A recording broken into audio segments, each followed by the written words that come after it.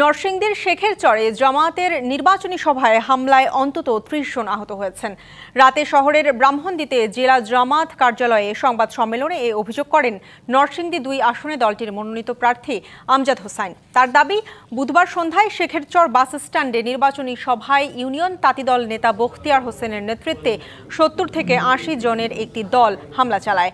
এতে ছাত্র শিবির সহ জামায়াতের অন্তত ৩০ নেতাকর্মী আহত হয়।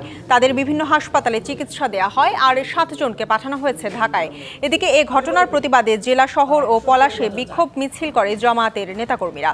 তবে অভিযোগ অস্বীকার করে উল্টো জামায়াতের হামলায় বখতিয়ার হোসেন নামের এক কর্মী গুরুতর আহত হয়েছে বলে দাবি মেহেরপাড়া ইউনিয়ন বিএনপির সভাপতি আব্দুর রশিদ মিয়ার।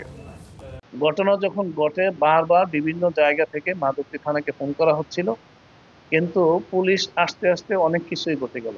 এই হামলায় যারা জড়িত বিএনপির প্রায় ৭০-৮০ জন নেতাকর্মী, যাদের প্রত্যেকের হাতেই হয় দেশীয় অস্ত্র নতুবা অগ্নেয়াস্ত্র ছিল। প্রথমত নেতৃত্ব দিয়েছে ইফতেখার আলম বাবলা, নেতৃত্ব দিয়েছে বখতিয়ার আলম বখতি,